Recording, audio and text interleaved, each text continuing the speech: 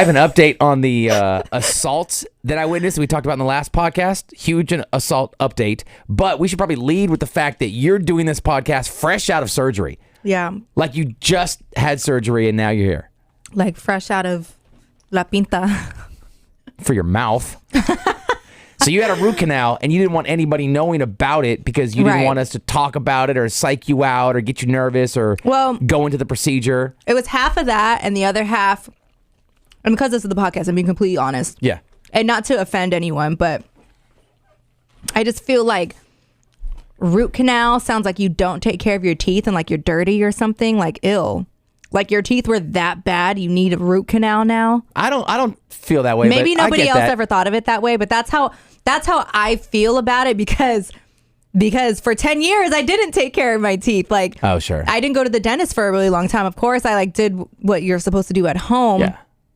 But I moved around so much and I didn't have a lot of money. And so like my son had his dentist, he had his doctor, he had what he needed. And then I just didn't feel like doing it for myself. Right. So for about 10 years, I did not see a dentist. And then when I finally did go see a dentist, they were like, Cha-ching. oh shoot, you got 9 cavities. You got these 2 right here, not looking too good. You need a root canal. And so it just was like, I felt like I was going to be judged, like my teeth were disgusting or something. That. Self-conscious. I totally get that. And also, I didn't want people calling in to tell me about their horrible root canal experiences because I already was so scared. Yeah. I didn't know what a root canal actually entailed. Like they explained it to me kind of. And one time I did watch an animated video of a root canal. I remember watching it being like, ooh, like that doesn't look good. No. I remember I watched it and I didn't have my appointment yet or anything, but I knew I had to get one and I like freaked myself out. So I just didn't want people in my ear because I already was like so scared. Yeah. Which sucks. I wanted to talk about it on the radio because that would have been great having people call in like, oh my God. Yeah, they're going to drill right into your jaw. I didn't want that. All right. And, but now that I've already had it done and over with, I will say I'm surprised that it's not as bad as I thought it was going to be. I had a really bad cavity fill experience where I could feel like them doing it. They drill out the cavity. I forget what tooth it was, but it was like they kept hitting like my nerve or something like that. And it hurt so bad. So every time I get work done on my teeth, I just have like PTSD from that time, and I'm always really scared and paranoid that like the numbing is not going to work or it's not going to work well enough or it's going to wear off. Yeah. Which is exactly what fucking happened today. Wait, start from the beginning. So you go in, what time? Is it a 9 a.m. appointment? It was a like 10:45 appointment. Okay.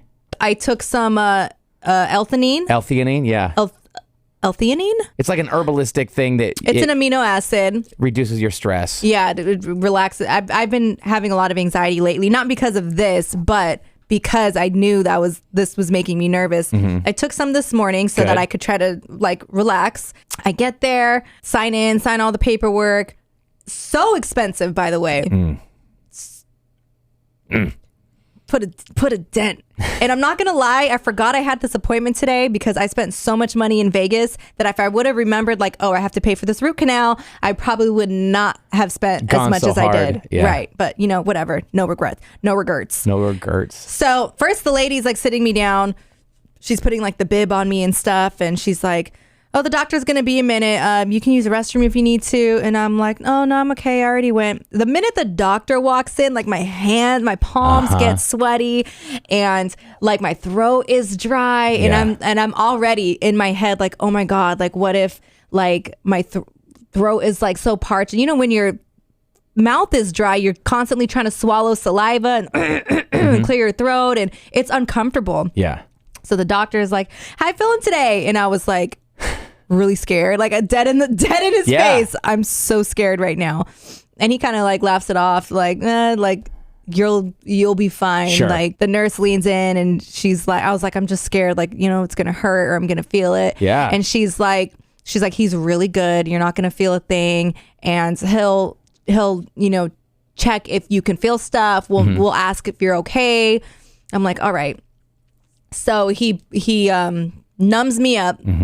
And he's like, you might feel your throat get a little numb. Like, it's normal. Don't worry about it. And then I start freaking out again. I'm like, oh my God, like my throat's, I could feel like half of my throat start getting numb. Yeah. And I'm like, oh my God, like this is gonna make me feel like I'm choking or like I can't breathe. Like, this is so bad. It's already going so bad. And he numbs me up, and then he was like, all right, we're gonna do a test. I'm just gonna do a cold test. Have you ever had that done before? No. I've had this done once before. I went for a consult, and they took like I think it was like a little piece of cotton or something like that, and they sprayed, you know, like a keyboard duster spray. You know how when you spray it upside down, like that stuff comes out and it's really, really cold? Nitrous oxide, isn't it? Isn't that laughing air. Gas? Nitrous oxide? Yeah, you're right. It's some sort of compressed air. I forget what it's called. But you know what I'm talking about, right? Yeah, You've ever like played with one and sprayed it upside down and that cold shit comes out? He basically sprays that on like a little piece of cotton or something, and then takes it and sticks it onto your tooth. And what he was doing when they did it in the consult, they basically put it directly like inside where my cavity was, inside my tooth. Ooh, to see if you could feel it. To see if I could feel it, if my nerve was okay. It hurt so bad, and they had to do it on both sides. Ooh. So I had it done twice. Ooh. And then when I went to this consult, he tried to do it again, and I was like, I've already had that done. I can feel it. Yeah. It works. The nerves is working. I know this trick, Doc. I've already had it done. And he's like, okay, well, we don't have to do it again if you don't want to. And I was like, no, I don't want to. That's my body, my choice. And so he numbed me up and then did the cold test on the tooth, and I like, my butt cheeks were clenched so tight. I'm like, oh my God, because I know in my brain what this feels like. Yeah. I'm like, oh my God. But he put it on there, and I'm like anticipating to feel like the slightest bit of something. Like, here it comes. And nothing. Good. So I was like, okay, cool. I can't feel that. Start operating, Doc. He gets started with the drills and the, I don't know, it looked like little picks or something. I was going to say, so your eyes are open. You watch. I couldn't see. Normally, I don't know if this is weird, but normally, like with the lamp that they use in your mouth, you can see a reflection. So normally, sometimes I can see a little bit, and I do watch. Anytime I've had a cavity or an extraction, I mean, this goes back to when I was a kid. You've had teeth pulled? Oh, yeah, of course. That's not a common thing. I've never had teeth pulled. No? No. I had them pulled, I think, like before I got braces or something. I had a bunch of teeth pulled. But anyway, anytime I had like some sort of oral surgery thing, eyes are closed. Eyes are closed. I had a nose, like they fixed my nose once when I got it broken. I think I watched that because it was really quick. I close my eyes when I throw up. Yeah, me too. I don't want to see that either. It'll make me throw up more. Yeah, I don't want to watch that. Yeah. I don't want to watch that. I used to be able to keep my eyes open when I was younger, when I was smaller. Like, I only really throw up when I'm drunk. And I used to be able to keep my eyes open and to see like what it looked like and like what color it was, because then I would go back and tell people. I keep that as a surprise. And and now throw up. Oh, okay. And now I keep my eyes closed and I don't open my eyes until the toilet is done flushing. Yep. Like, I'm with you. That's my move. It's an old thing. So you're watching this dude put all the instruments in your mouth. I can't see what he's doing, but my eyes are open, so I can see. I'm like looking at what he's grabbing, and I can see what drills he's using, and the little like cleaners and picks. Oh yeah, I was watching everything. I almost wanted to, like, if I could talk more, I would have asked if I could like take a picture. I don't see any of that. I wish someone was here so that they can record this, because I want to see what's happening. I don't want to see that at all. The whole thing took about 2 hours. Oh, hell no. I actually was like sleepy, falling asleep at one point. Did they give you any gas? Did you have gas on your nose? Mm-mm. No. Did they inject anything? No, you were just there, numb. I couldn't. I did have an option to be like put to sleep if I wanted. Hell yes. But I don't have anyone to take care of me after. I would have picked you up. Just drive you home or drive you to the station. You weren't even here this morning. You were in Yuba City. But you didn't know that when you made the announcement. I mean, the appointment announcement. What, pregnancy announcement? Yeah. Oh, yeah. Put me out. Everything from what I hear about a root canal, put me out. Yeah, I don't want it. I did consider, but it is extra stuff you have to pay for. Yeah. And then on top of that, like, I didn't have anyone here to drive me there, to drive me home. And like, I don't know. Obviously I I'm not completely like solo dolo out here. I have people I could ask, but for something like this, I feel like I'm just like it's not like I'm having a major surgery, you know. I feel like I'm inconveniencing people. Root canal is pretty major, if you ask me. I've never had one, but there's this dentist I keep going to. He's like, we're gonna keep a look at this one. We're gonna keep a look at this one. You might need one. Is it for a crown? I don't think it's for a root canal. He mentioned root canal once, but root canals. Is it different than a crown? Yes, root canals is when you have had a cavity that has not been taken care of, and it's gotten so deep that it's like almost getting to the root. I think I'm okay. Okay, maybe that's not what he's threatening me with. I think he's threatening me with a crown. A crown is just like a cap, isn't it? I don't know. A cap on the tooth? I ain't no dentist, but right. I think. So we get to the end, and I didn't want to be that person that kept like putting my phone up like and doing stuff, but every time they like left my face, they left my mouth, and he was like getting a different tool or something, I would kind of like sneak my phone up like, fuck, it's only 11:15, like how much longer is this gonna be, like because I was getting tired. Of course. They do like a I don't know dance chant prayer. No, he like it looks like these I don't know what they are. They look like these little metal pins. Okay. That he kept like sticking in my tooth or something. I don't know what he was doing or what they were for, or if that's even what I was seeing. But he was doing that, and then he got a pick and he started like scraping, and he scraped, and then I jumped. Oh, you felt it then. It hit the nerve. And he goes, "Oh shit." Well, he didn't say that. I was gonna say, did he cuss? No. He didn't say that. But I could tell because he froze. He stopped and he goes, "Did you feel that?" And I was like, And he goes, "Okay, I think the anesthetic is wearing off." Yeah. And then he says, "Don't worry, I'm almost done, and I'm done with that part." Okay, good. So I'm not going to go back in there. And I was like, because now I'm freaking out again, like the shit's wearing off. Yeah, exactly. Like, how much time do we have left, Doc? Tell me, how much time do I have? I'm getting scared because I could even feel the pressure from the clamp that they had on my tooth. So I could feel it, like, because those teeth back there, mine anyways, are really small. Okay. So they have to really jam it in there around my tooth. So I know, like, it's that shit is in my gums. There's something going on like back there, that's why it hurts so bad, and that's why I'm like so sore right now. That shit is in my gums, just like the clamp around the tooth.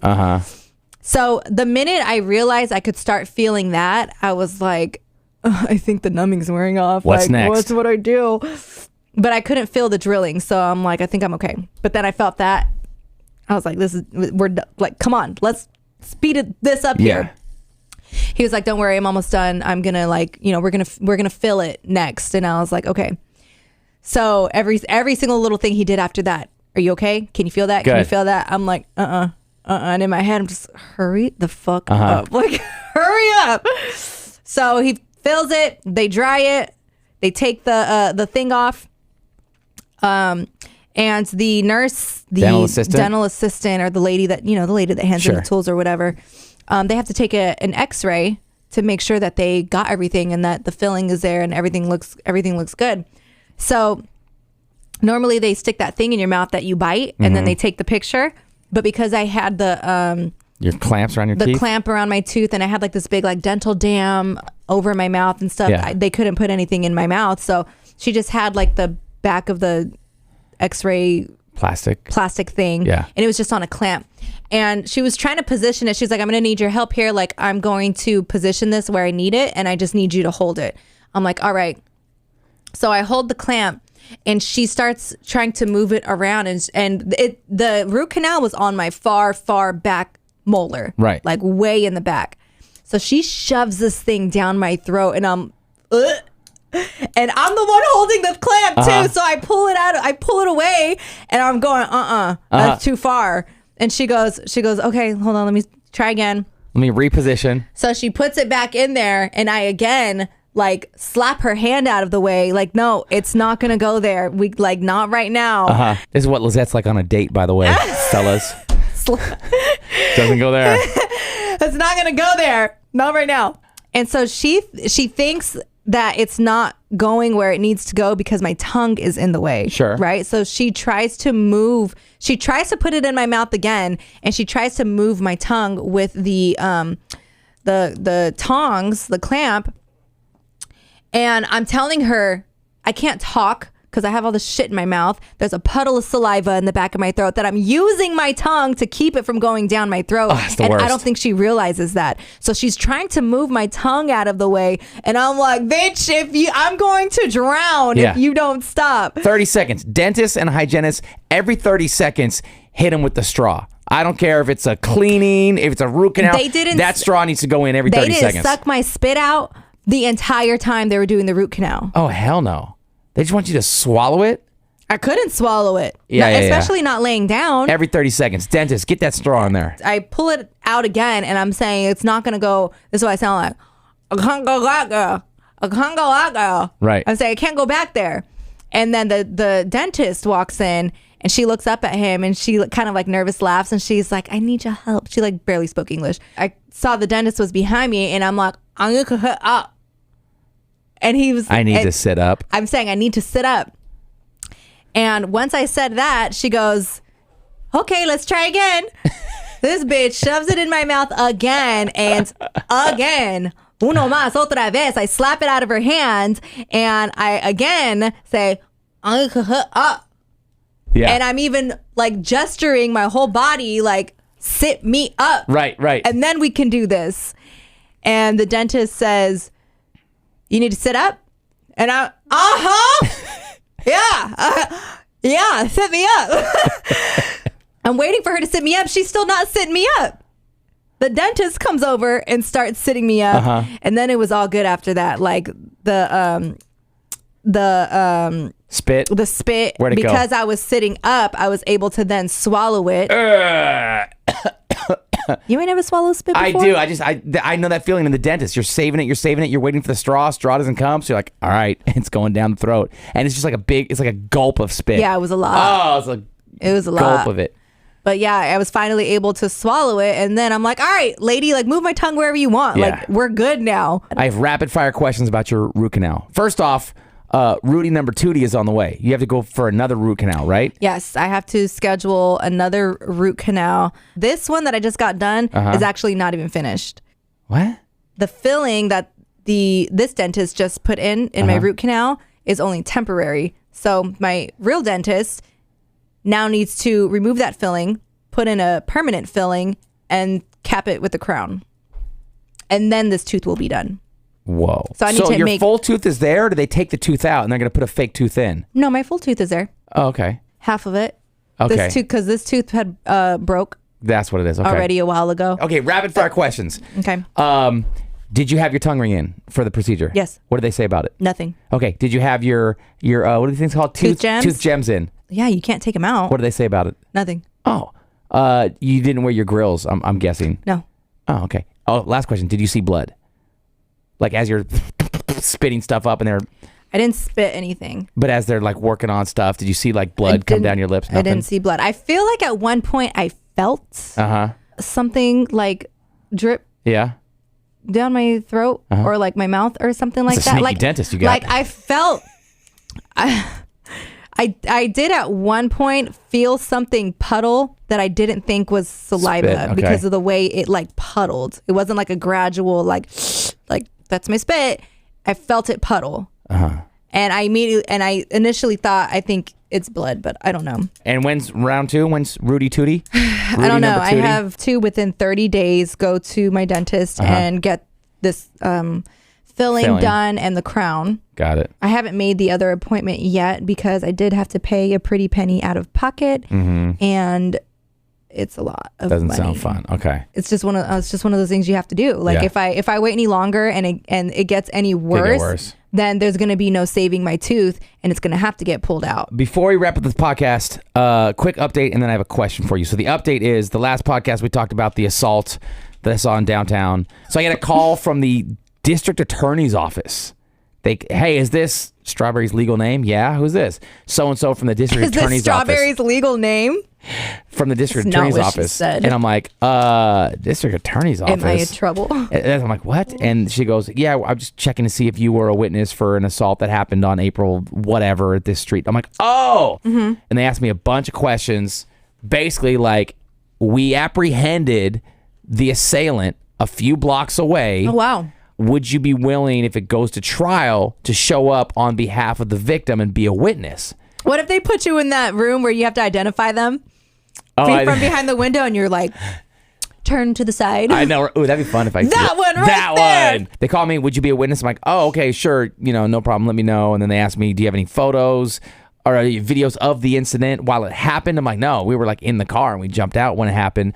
But one of the witnesses got a photo of the woman and they sent it to me. So the cops should have that, but if you don't, it's on my camera roll, my photo roll. So it's like, all right, cool, no problem. They asked me a bunch of questions, basically like, can you help this woman? I said, yeah.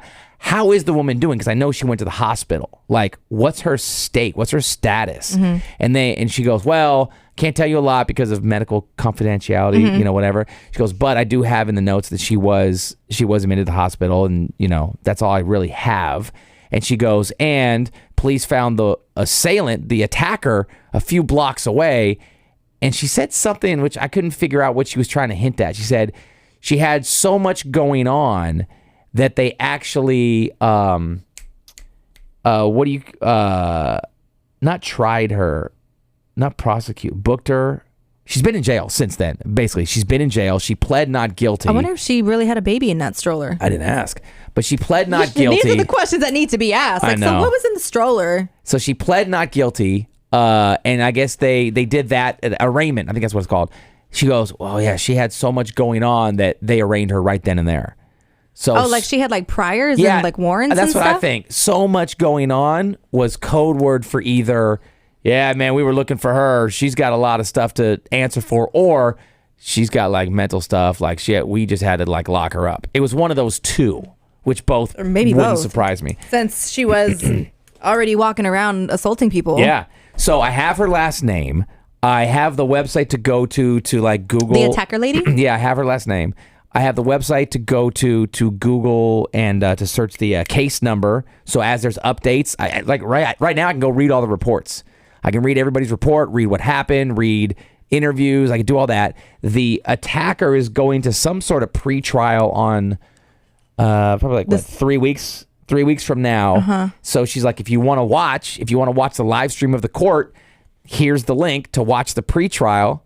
And if we need you to come testify, like, could you? I'm like, yeah, man, she got beat. The woman got beat up in front of two of her kids, head slammed into the concrete. Like, I got to protect this mom. Hell yeah, I'll go, like, be a witness. Like, yes. She's like, look, only 17% of cases actually go to court. We probably won't need you, but we'll reach out if we do. I'm like, all right. Have you ever been, like, a witness on trial like this before? I witnessed a car crash one time, a hit and run. And I was just telling my fiance this too. And I remember giving the person who got hit my phone because they didn't speak very much English. So I gave them my phone because they didn't have a phone or something like that. They called somebody, they pick me up, something. They gave it back and my phone had all this blood on it. I'm like, Jesus, now I gotta like hella disinfect this phone. But anyways, a hit and run. They stayed in contact with me, and then me and the guy I was in the car with went to court that day to like be witnesses for this person. But I guess they like settled out of court or something. So we didn't testify. We all showed up to court, and then like I guess a lawyer came out like, hey, we don't need you guys because they decided to blah, blah, blah, whatever. So no, I haven't like had to actually go to court and be like, yes, on the afternoon in question, I was here. Have you ever been interrogated before? In an interrogation room? Not an interrogation room, no. I have. Yeah? Yeah. Recently? No. In Salinas? Yeah. Of course. I think I was like, I had to have been like 18. Like, was it like an interrogation room like you see on TV? Yep. What? The rooms and the setup were like that, though. To my left, on that wall was the big window that I knew motherfuckers was watching me in. How did you get in the interrogation room? Did they arrest you? Did they call you to come sit down? Like, no, why were you in there? They called me in. I was at a party that ended up turning into a homicide investigation. Oh, yeah. Me and the people I was with initially were like, we're going to say we just got here. Yeah. People were leaving. Like, we didn't even step foot inside. We didn't see anything. We don't know what happened. We're like, all right. That's the story. So that's what we said. Like, we didn't see anything. We didn't know what happened. Like, we had just arrived when people were being kicked out. Mm-hmm. And so we were like also on our way out. Gunshots. Don't know. So they're like, okay. One of the girls we were with was talking about the party on MySpace. Telling on herself. Right. So maybe within like a week, I get a voicemail from the sheriff or whatever, asking me to come in. And so I went in and they took me into an interrogation room. Oh, no. And sat me down and they were like, listen, we know you were at the party. Mm-hmm. We know you lied to us. And we like, if you know anything, like we need to know. And I'm like, okay, I was at the party, but I don't know anything. Right. Long story short, what they ended up doing was giving me a binder full of mugshots. And they wanted me to point out everyone who I remember seeing at the party. I was like, okay, so they leave me in the interrogation room with this binder. Were you drawing mustaches and sunglasses on everybody? I didn't have a pen. Oh. But they leave me in the room and they left. And I'm like flipping through the pages and I'm like, they're hella watching me in that window right now. Like, this is like the movies. And all I could remember thinking to myself is like, no matter who you know in this binder, keep flipping. Do not stop and look at anyone. Don't stop on a page. Yep. Just flip a page, look at it, scan through it, flip a page. Like, that's all I told myself. Don't stop. Yeah. Don't stop and look. Just keep going. Keep the momentum.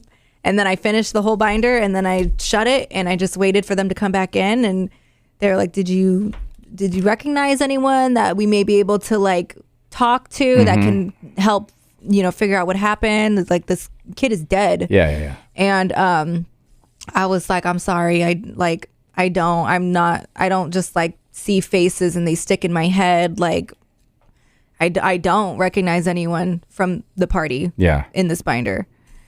Like, I only knew who I knew. Yeah. Everyone else that I didn't know, I don't know their face. And which was the truth. Sure. And they were like, all right, well, thank you for coming in. Thank you for your time. If we have any more questions, if we need you, we'll call you. And I was like, okay. Interrogation room. Got interrogated. And with that, let's wrap up the podcast. I have a bunch of questions I'll just ask next time. No, ask me now. Next time on Instagram, we are at Strawberry and Lizette. I'm at Lizette Love, LIZETTELOVEE. I'm at Strawberry Radio. We will ask you these questions next time. Peace. Bye.